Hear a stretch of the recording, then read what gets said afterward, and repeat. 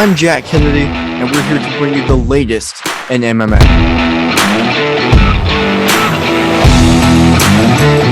Hey everybody, my name's Hunter Boss, and what the boss says goes.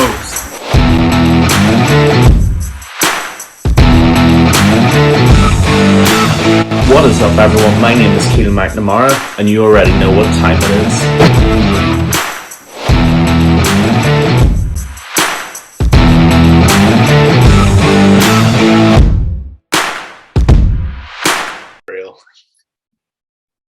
Hello, everyone, and welcome to the MMA Island Podcast. I am Jack Kennedy alongside Keelan McNamara and Hunter Boss. Today, we have a great podcast predicting a fight night, talking about some news, some fun stuff. With that, let's go ahead and get started with the news. Today, we're talking about Henry Cejudo enters back into the USADA testing pool. What do we make of this? What do we think about this amid a potential Henry Cejudo return? Hunter, what do you think? You know, I'm actually pretty excited for this. I didn't know how excited I would be because, you know, he is the cringe lord. Everyone knows this. But with the level of competition that the UFC has been producing these last few years, I'm excited to see everyone who thinks they're at the top of their division compete at the top of the division. So if Henry Cejudo wants to stay in bantamweight and be a bantamweight fighter and fight in the bantamweight division, I think that would be extremely exciting for everyone because, as many of you guys know, bantamweight's my favorite division currently, and I think it's the most exciting division currently. But if he goes to featherweight, I wish him luck, but I think he's going to get killed by Volkanovski. He was already seemed a little small for bantamweight. Yeah. So if he goes to featherweight, I don't know if he's going to fare well. And if he ever fights Max Holloway, I think that is a one-way ticket to, you know, destruction, because I feel like Holloway counters Cejudo in every way possible. I feel like he's a volume striker as opposed to a heavy striker. His takedown defense is through the roof. And Holloway can't stay on the ground. You know, we see anytime he gets on the ground, he gets back to his feet. So I think Holloway would be a nightmare matchup for Cejudo. Volkanovski would be a nightmare matchup for Cejudo. Don't go to featherweight, Cejudo. If you want to stay the triple C, you know, stay at bantamweight. But there's no way you're becoming the quadruple C. So stay where you're at. Yep, there's no way Henry Cejudo's becoming C4. Let's just put it that way. Henry Cejudo is back in the kiddie section of the USADA testing pool because he's only 5'5". That's a swimming pool joke. Yeah, I just made it. I'm excited. I am excited to see Henry Cejudo back because finally, unlike John Jones, he's no longer just talking. We're actually going to see something happen one way or the other. And I'm not going to lie, I'm very intrigued to see it. What intrigues me the most is something Hunter just said, and that is where he actually returns. Because realistically, Henry Cejudo could return in 3 divisions. He could return to flyweight, where he's won the belt. He could return to bantamweight, where he's been the champion. Or he could go up to 145 and go on a bit of a suicide mission there against guys who are 6 inches taller than him. So I'm very, very curious to see how that actually plays out. I think his best chance is probably flyweight because I think he's a better wrestler than Moreno or Figueiredo, and I think he could probably hold his own in the striking departments there as well. And plus, he's familiar with that weight class. He's a very, very big flyweight. He'd have a lot of advantages there, and I could see him having a lot of success back there. As for bantamweight, I don't know about that. Yeah. And the reason I don't know about that is because bantamweight is a far better division than when he left. It is so, so strong right now. And whether you think Aljamain Sterling's the champion or Petr Yan's the champion or Cody Garbrandt's still the champion, I don't know. Or Sean O'Malley. So much as, or Sean O'Malley, yeah, exactly. Or if Paddy Pimblett cuts 20 pounds, who knows? Yeah, like so much has happened in such little time. It's hard to keep track of it all. But bantamweight, he could have a decent chance. I think if he goes up against a Petr Yan, though, or an Aljamain Sterling or a Corey Sandhagen, I'd watch it, but I don't know how much I would like his chances there. And then featherweight would just be a suicide move. I very, very much agree with Hunter there. You know, you've got Volkanovski, who is, I think, very even with him in wrestling and would probably outstrike him pretty easily as well.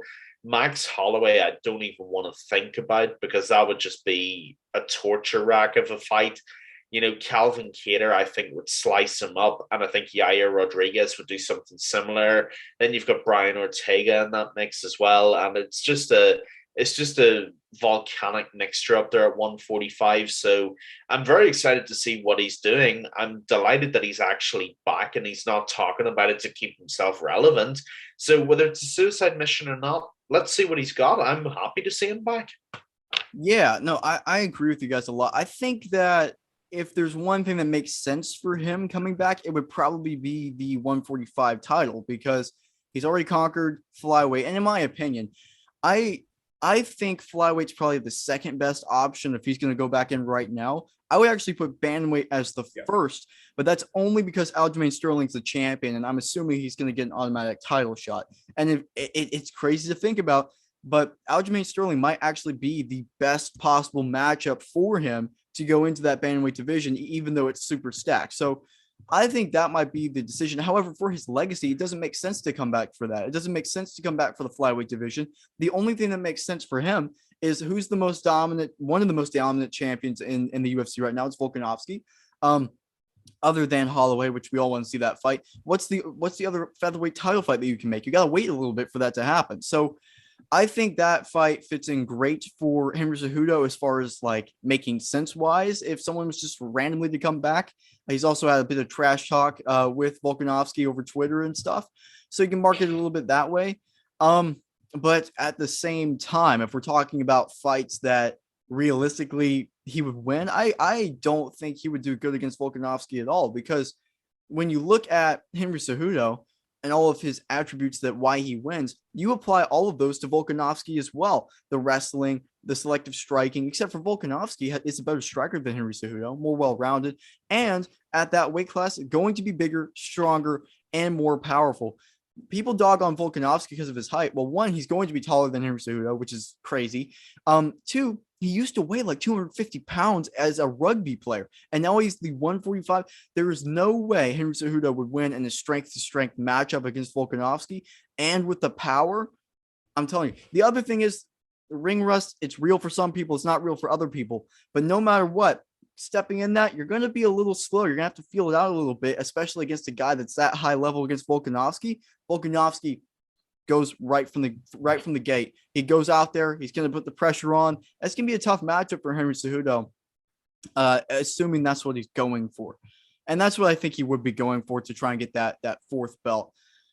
The matchup I think would best fit him would probably be actually, maybe not Aljamain Sterling because he is big and the ground game, probably be the flyweight division.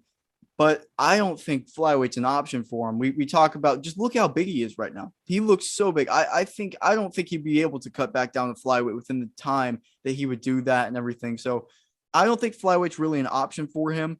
Bantamweight, maybe. But the only thing that makes sense to me would be Volkanovski. And even in that Volkanovski fight, I don't favor him. That's just what I'm thinking about the Henry Cejudo situation.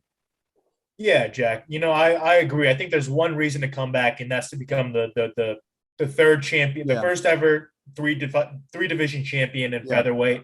And he's been talking about it for years now, and he's finally going to do it, or at least attempt to do it. So, kudos to him. And one thing I'm excited to see for Cejudo back in here is that he's been coaching a lot of different people. Yeah. And coaching helps. Ask James Krause. I can't wait to see the different look we're going to get from Henry Cejudo. If he's going to be different at all, is he going to be a smarter fighter? Is he going to try to take his time against Volkanovski? There's so many unanswered questions here that will be answered if he goes to 45. But if he stays at 35 or 25, I won't be disappointed. I just want to see what new things Henry Cejudo has to offer for the divisions at hand. Yeah, I agree. I agree with everything both you guys have said, and I think they're really great points. Look, he's going to return and fight Volkanovski. I don't think there's any question about that. Like you said, the only reason to return is to push the boundaries to where they haven't been before. And pretty much since the day and hour he's been retired, Cejudo's gone on about going up to featherweight and literally becoming C4, four-time champion, Olympic champion, flyweight, bantamweight, featherweight. That is what he has said ever since he's been retired and for its entire duration. So if he wants to move up and do props, I would very much be excited to see that, because it would be a challenge Volkanovski has not faced yet. Pure wrestler against pure wrestler. I'd be very excited to watch it. I just think there's levels to the game, and there are real levels to that featherweight division right now. And Volkanovski trumps all of them, right, wrong, or indifferent. He is the king. He is number one. And I think with Cejudo, he would be jumping into deep waters, going for Volkanovski straight away. If I were him, and if he were dead set and going to featherweight, I think you've got to take a top 6, top 7 warm-up fight first. Going straight in against Volkanovski is not a good idea for anybody, let alone someone who's been retired for 2 years or so, 1.5, 2 years. So for me, happy to see it. Don't think it'll be flyweight. Don't think it'll be bantamweight. I do think it'll be featherweight, but I think he's making a mistake going for the king straight away. Yeah, it's in my opinion, it's a mistake stylistically, but marketing wise, it's a great choice for him, because it's really the only choice if you're Henry Cejudo, in my opinion. But I'm excited to see what he's going to look like. His retirement felt different than Khabib's retirement. Khabib's retirement really felt final. Cejudo's felt off place a little bit. Like his retirement was like, okay, we're going to see Cejudo back. This is not going to be it. And at least for now, it appears that way. So we'll see if he moves up to the featherweight division.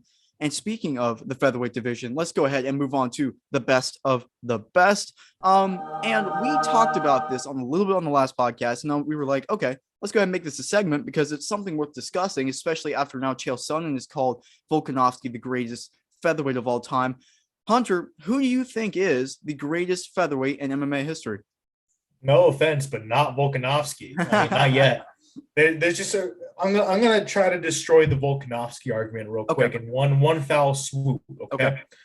So we know Aldo is the first champion at featherweight, 7 title defenses. Many of those come by finishes. Fantastic champion. Yeah. Definitely considered to be one of the goats of the division. Yeah. Max Holloway goes in there and finishes Aldo twice, and also defends the belt 2 times or 2 or 3 times after that. So he had a total of 4 title defenses, I believe, or 4 title fights, and many title finishes as well. Yeah. Volkanovski, on the other hand, he beat Holloway in the first fight. I will admit it, but he didn't finish him. In the second fight for Holloway, it was a split decision victory, which does not say much. I mean, it's controversial, and a lot of people thought Holloway won that fight.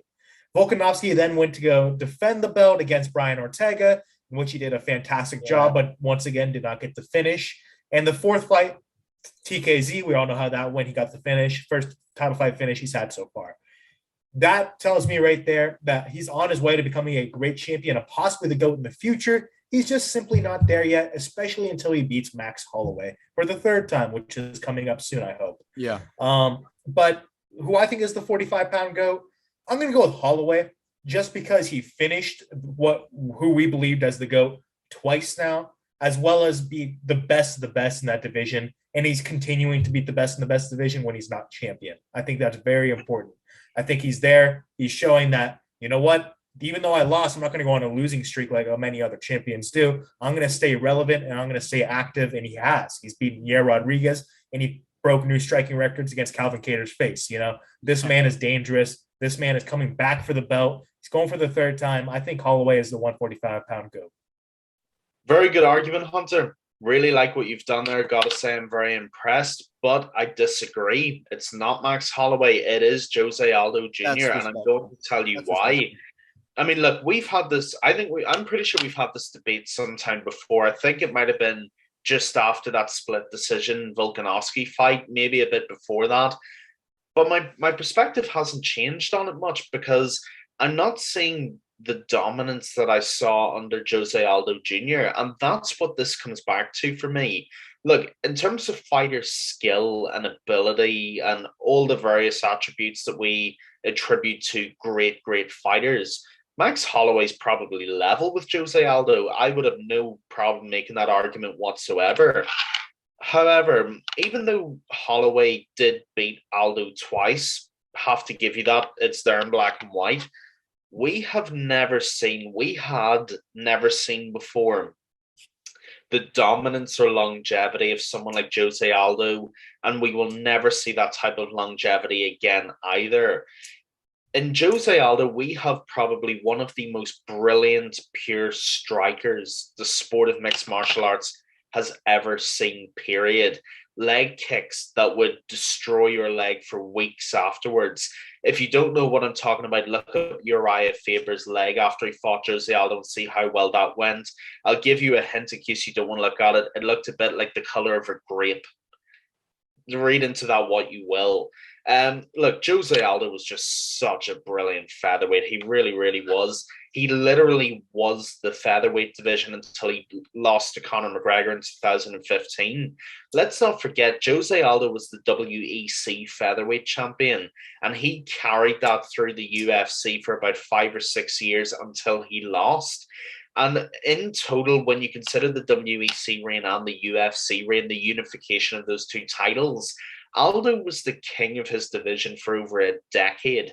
And there were a couple of years where he was the pound for pound fighter of the year in MMA.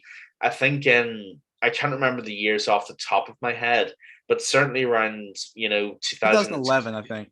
Yeah, 2010, 2011, those were the golden years of Jose Aldo.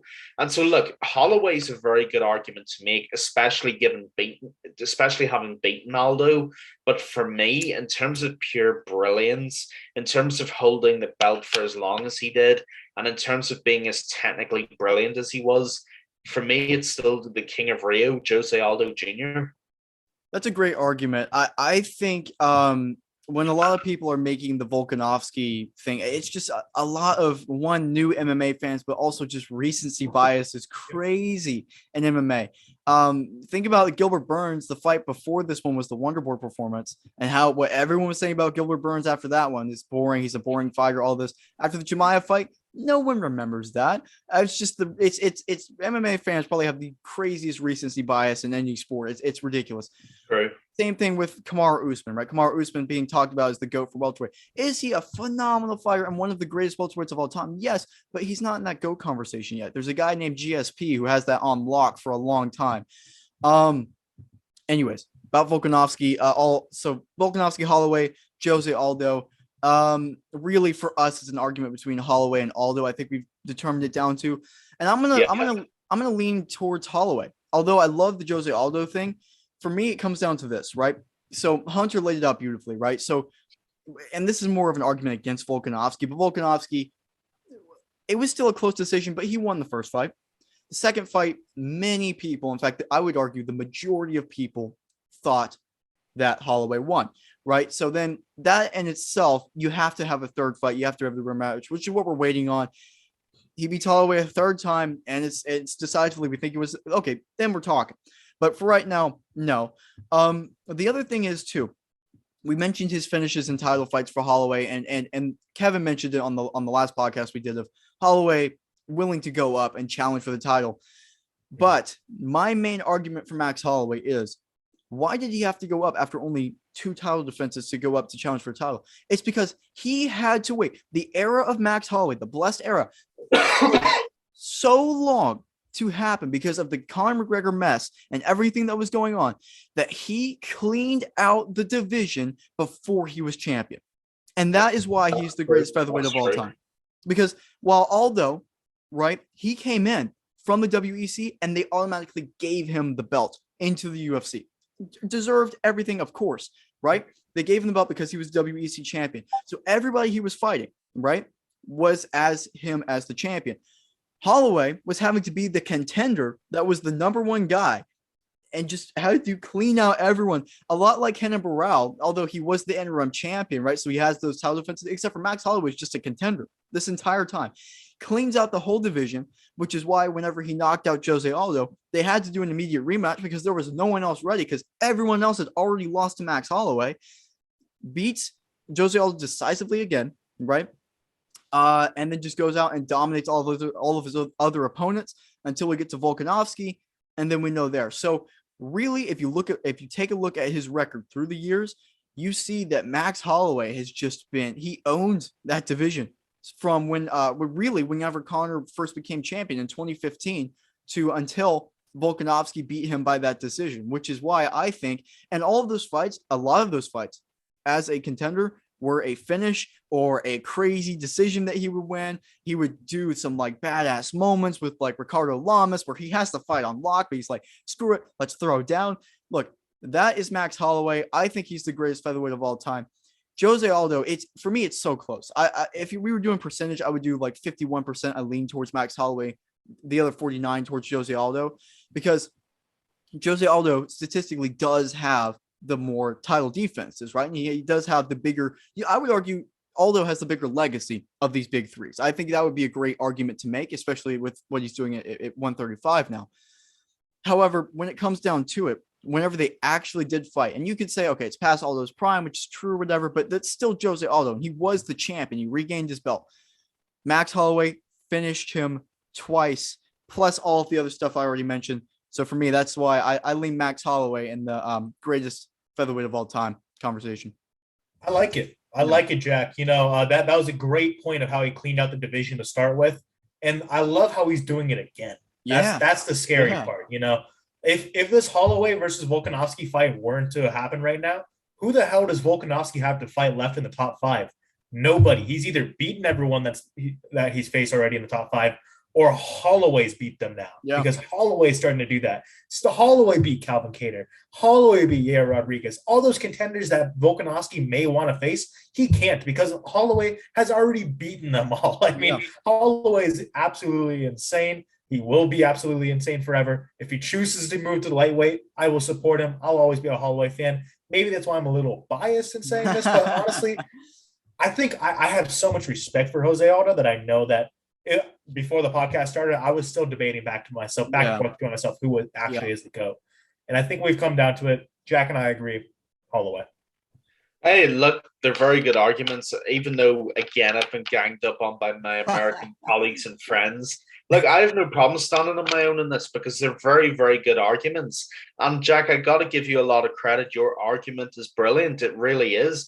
Holloway literally cleaned out his division before he got the belt. And Hunter, your point is excellent.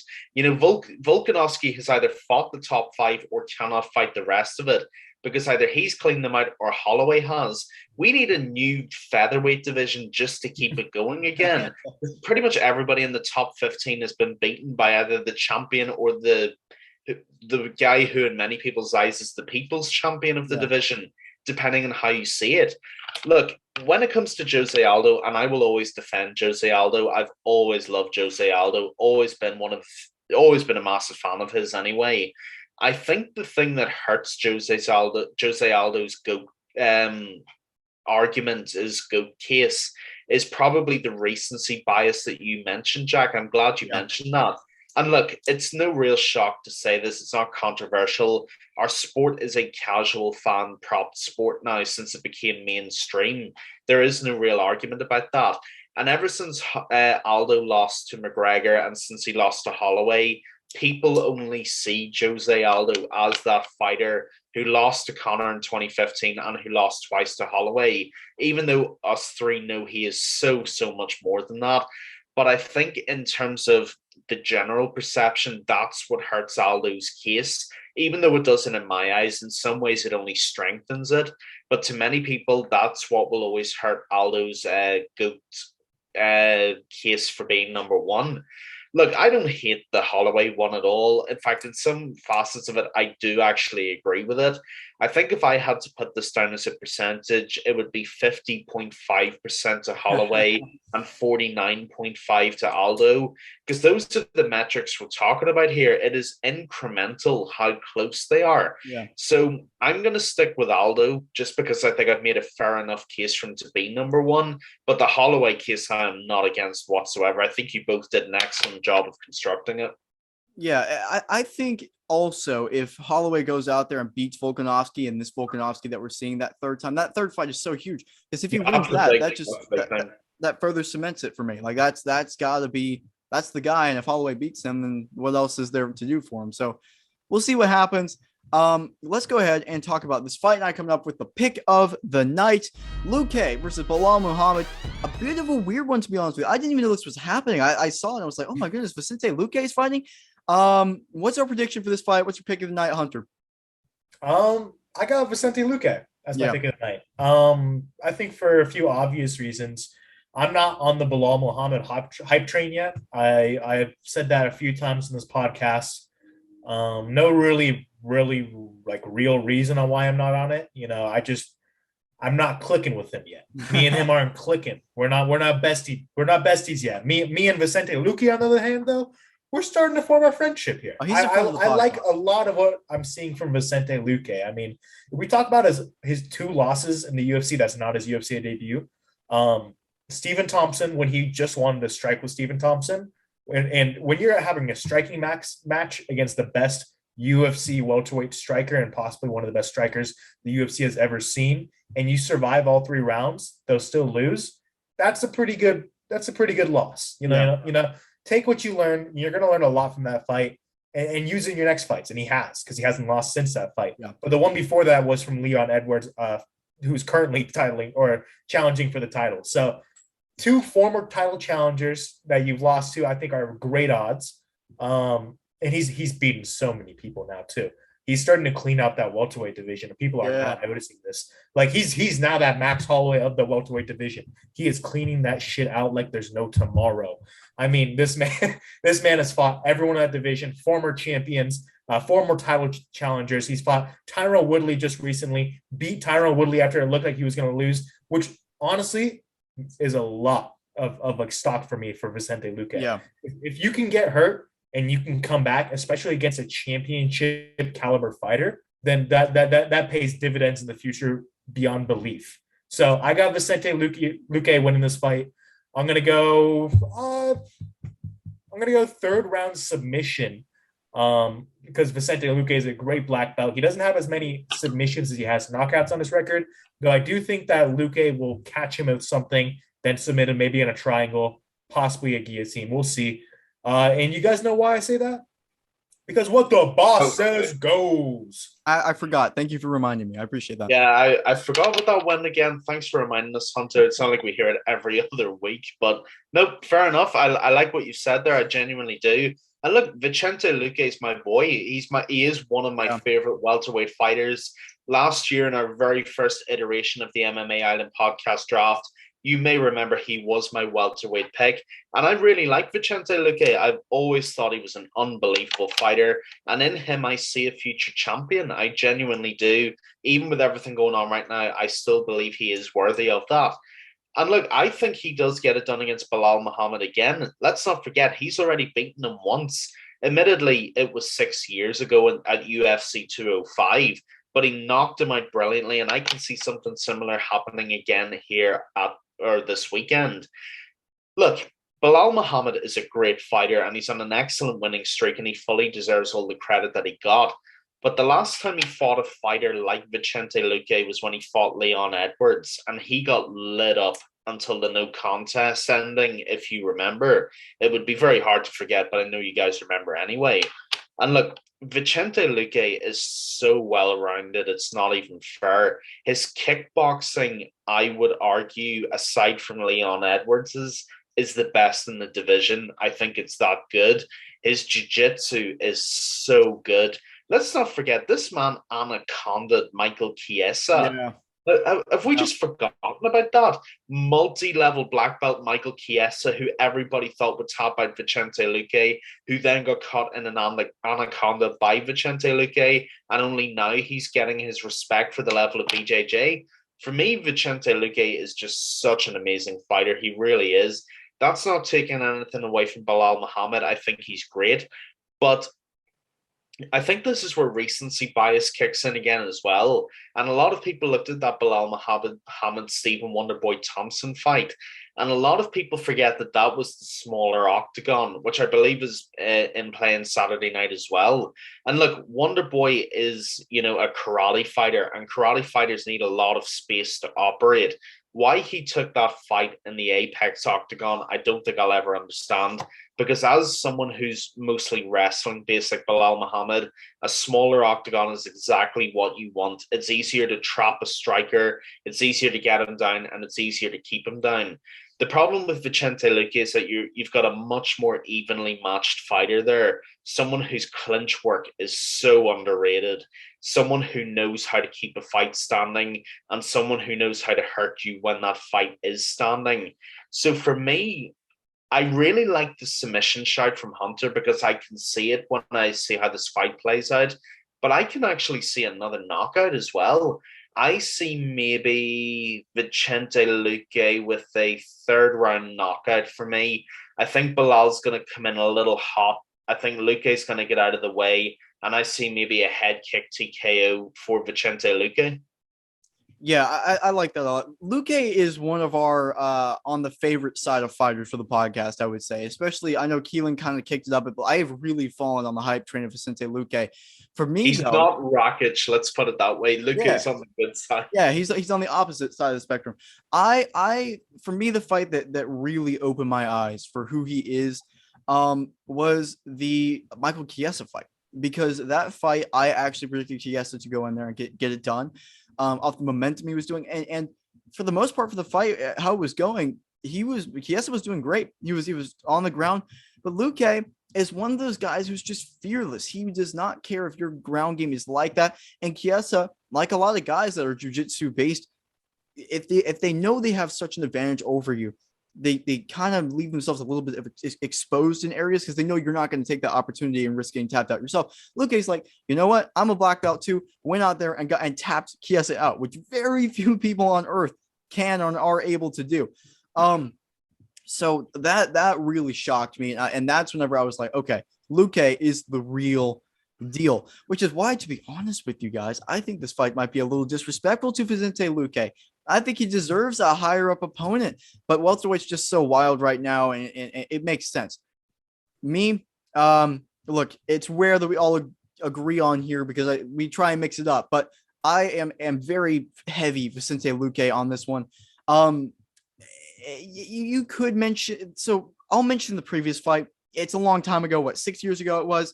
Obviously Luque won by a knockout, and those are two different fighters, of course, right? They've evolved a lot since then. However, which one of those guys would you say has evolved more? Bilal Muhammad still has the majority same style that he used to have. He's just a little bit more well-rounded now, has a better fight IQ. Luque, I would argue, is a completely more evolved fighter. He's really come into his full potential in this one. And that's where, at the end of the day, I think it comes down to.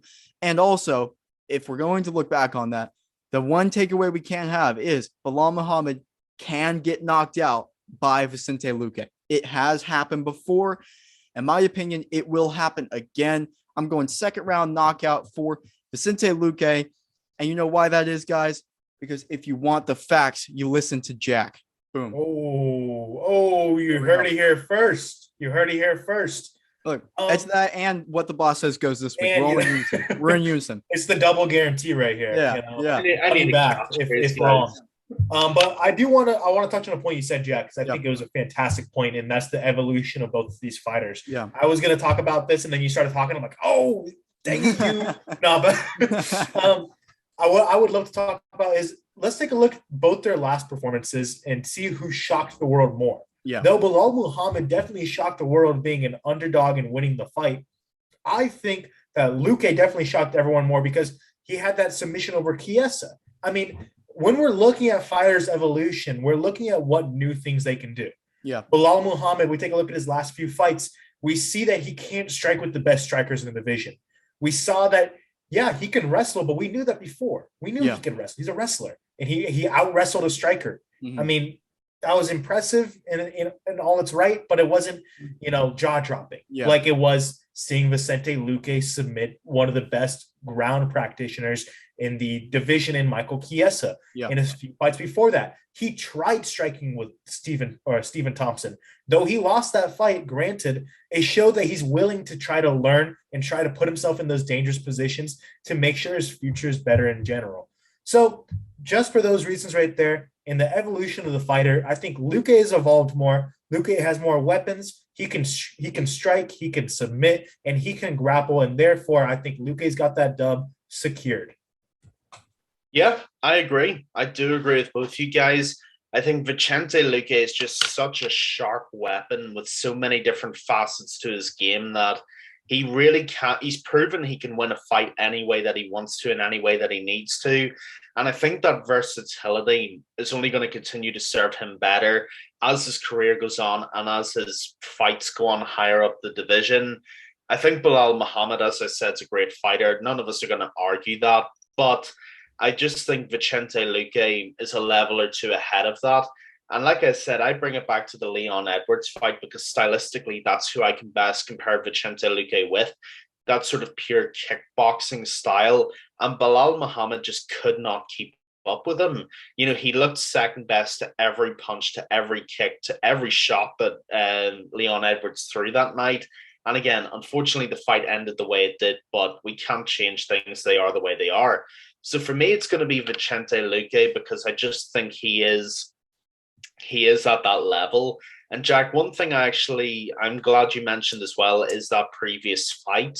The one thing that I think as well with Bilal Muhammad is Bilal Muhammad will obviously remember the first time they fought, and he'll remember the way he got knocked out. He let himself get into a wild exchange, and then Luque dropped the hammer with that left hand and pretty much knocked him unconscious from there.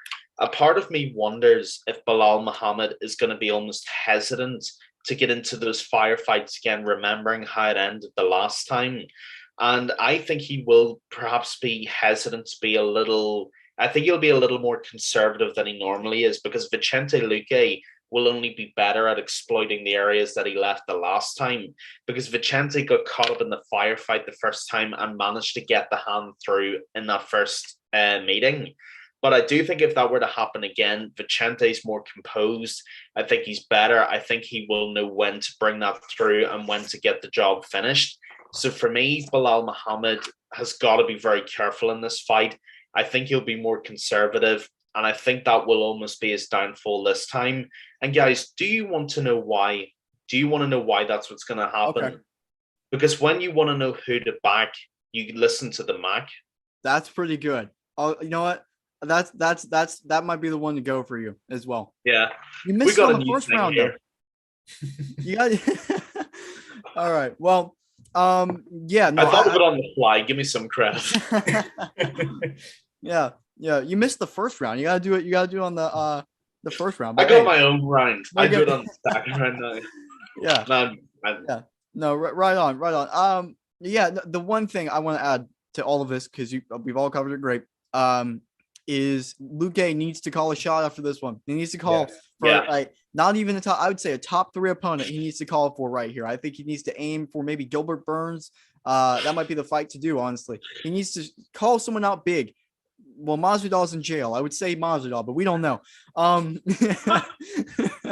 was good. That was good. I urge you, Luque. We love you. After a finish, something good performance, call for someone big because if anyone deserves in this welterweight division, it is him. Great podcast, guys. Thank you, everyone, so much for listening. Make sure to like and subscribe on YouTube.